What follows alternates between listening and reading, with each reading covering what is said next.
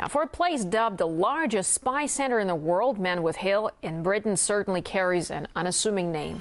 But for almost 3 decades now, the complex, run jointly by the UK and the US, has been targeted and even sieged by protesters.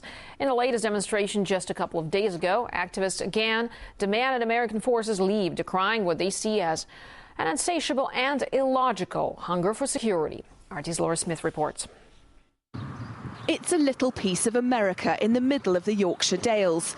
It might look like some kind of theme park, but it's actually a spy base and part of the early warning system for the ever-expanding US missile defence shield. It's a part of this huge kind of organism that's gripping the world, and it surfaces in different places like Menwith Hill, which is connected together and is the American military. There's been a base in Menwith Hill since the 1960s, growing all the time, until the site now comprises 33 of those golf ball-like structures.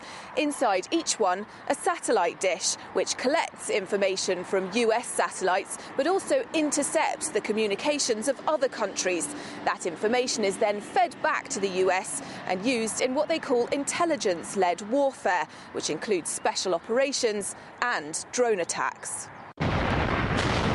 To keep up with new forms of warfare, billions of dollars have been invested in Menwith Hill over the last 10 years.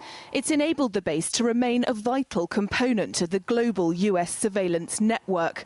Menwith watcher Dr. Steve Schofield reckons the inner workings of around 100 countries are closely monitored here, something he dubs an unprecedented level of intervention. The UK is providing a facility here that's involved in drone attacks that we know from independent assessments are killing and injuring thousands of civilians now. These are acts of war, and normally when we have acts of war, Parliament should normally inform people that we're involved in those, and we're not being informed. We're kept entirely in the dark about them.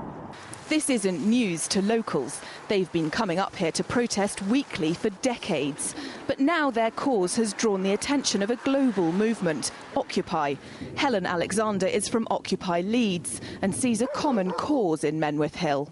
Consider its implications on our individual civil liberties, the fact that they can listen to all of our phone calls, they can intercept our emails. There's whistleblower evidence, there's testimonials that will back up the claims that what goes on there is not only political espionage but commercial espionage. It's a far cry from the land of the free rhetoric the US is famous for, and critics see Menwith Hill as a symbol of that hypocrisy and of Europe kowtowing to US power.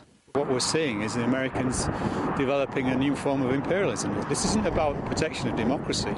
If you look at the pattern of bases, the base investments that's been done by the United States over the past 20 years, it's all about ensuring that they have access to oil and other vital non-renewable resources in Africa, in the Persian Gulf, and we've got to challenge that. We really have to start challenging it before it's too late, because the next stage is probably the attack on Iran.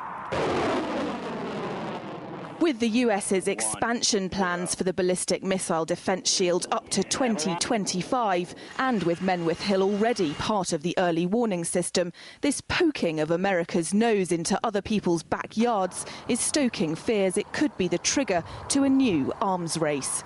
Laura Smith, RT, Menwith Hill, Yorkshire.